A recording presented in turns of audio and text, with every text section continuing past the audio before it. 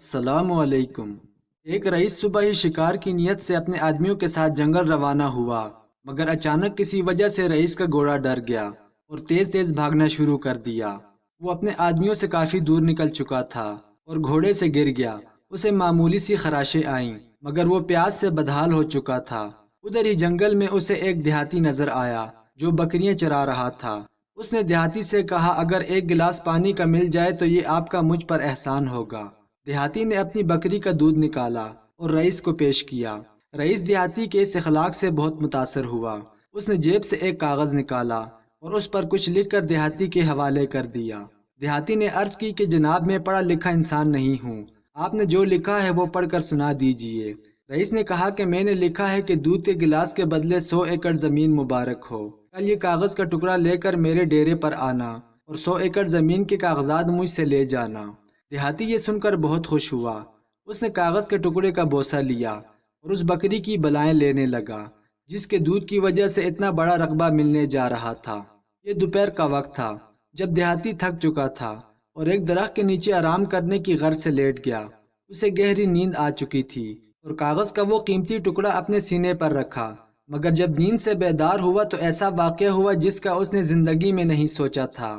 کاغذ کا وہ ٹکڑا بکری کھا گئی تھی، وہی بکری جس کے دودھ کی وجہ سے اسے 100 ایکڑ ملنے والی تھی۔ اب وہی بکری ہی اس کی ساری امیدوں پر پانی پھیر گئی۔ وہ بہت پریشان ہوا اور غصے کی حالت میں ایک چھری اٹھائی اور اپنی اس بکری کو ذبح کر ڈالا۔ وہ گھر آیا تو بیوی نے اس کو روتے ہوئے دیکھا تو وجہ پوچھی۔ دیہاتی کہنے لگا، رو نہیں تو اور کیا کروں، بکری میری زمین کھا گئی، منحوس بکری 100 ایکڑ زمین ہڑپ کر گئی۔ بیوی کو اپنے شوہر کی بات کی سمجھ نہ آئی اور پوچھنے لگی کہ بکری زمین کیسے کھا گئی۔ دیہاتی نے روتے ہوئے رئیس کا سارا واقعہ سنا دیا۔ بیوی نے اسے تسلی دی کہ لازمی نہیں، رئیس اسی کاغذ کے ٹکڑے کو دیکھ کر تجھے انعام دے۔ تم نے رئیس پر احسان کیا اور جس پر احسان کیا جائے وہ اپنے محسن کا چہرہ کبھی نہیں بھولتا، اس لیے پریشان مت ہو اور بکری کا دودھ لے کر اس کی خدمت میں حاضر ہو جاؤ۔ دودھ کو دیکھتے ہی اسے سب یاد آ جائے گا۔ دیہاتی نے اپنی بیوی کے مشورے پر عمل کیا اور ایک برتن میں بکری کا دودھ ڈالا اور رئیس کے ڈیرے کی طرف روانہ ہوا۔ کئی گھنٹوں کی مسافت طے کرنے کے بعد جب وہ رئیس کے ڈیرے پر پہنچا تو رئیس نماز کے بعد رو رو کر دعا مانگ رہا تھا۔ دیہاتی نے دیکھا کہ رئیس کے بال بکھرے ہوئے تھے، گریبان کھلا تھا اور فقیروں جیسی حالت میں جھولی پھیلا کر کہہ رہا تھا کہ اس بیکاری کو اپنے در سے خالی نہ لٹانا۔ دیہاتی اسی قدموں پر واپس چلا گیا جس قدموں پر وہ رئیس کے پاس آیا تھا۔ اس نے دل میں سوچا کہ یہ تو مجھ سے بھی زیادہ غریب معلوم ہوتا ہے، اس نے مجھ سے غلط بیانی کی تھی۔ واپسی پر دیہاتی نے دیکھا کہ عوامی راستے پر ایک بڑا سا پتھر پڑا ہے۔ تھوڑی دیر بعد ایک تاجر اپنا اونٹ لے کر آیا تو پتھر دیکھ کر اسے بہت غصہ آیا۔ دیہاتی ایک جگہ چھپ کر یہ سارا ماجرا دیکھنے لگا۔ تاجر نے پتھر رکھنے والے پر لعنت کی اور غلیظ گالیاں دینا شروع کر دیں۔ تاجر نے اپنے اونٹ واپس موڑ لیے اور دوسرا راستہ اختیار کیا جو کہ اس راستے سے دگنا تھا۔ تھوڑی دیر بعد ایک دوسرا قافلہ دیہاتی کو نظر آیا۔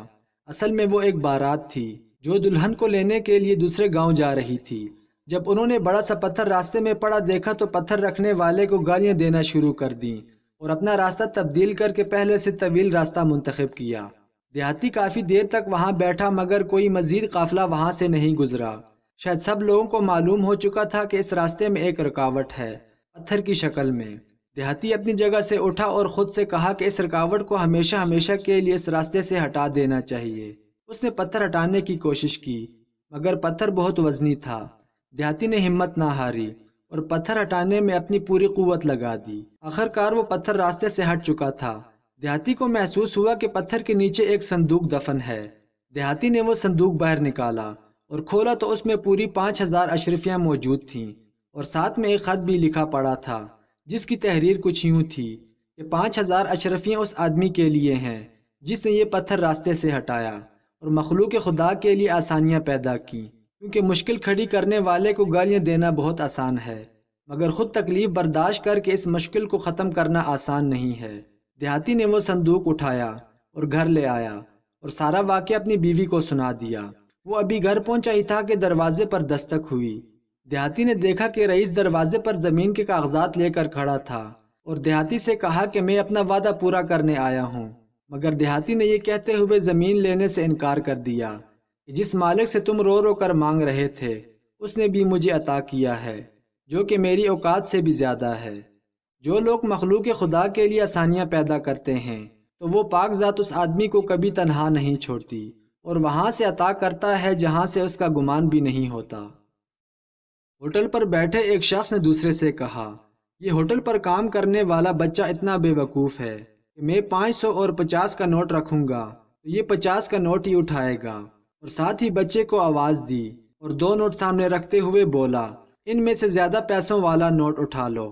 بچے نے 50 کا نوٹ اٹھا لیا تو دونوں نے قہقہا لگایا اور بچہ واپس اپنے کام میں لگ گیا۔ پاس بیٹھے شخص نے ان دونوں کے جانے کے بعد بچے کو بلایا اور پوچھا، تم اتنے بڑے ہو گئے ہو، تم کو 50 اور 500 کے نوٹ میں فرق کا نہیں پتا؟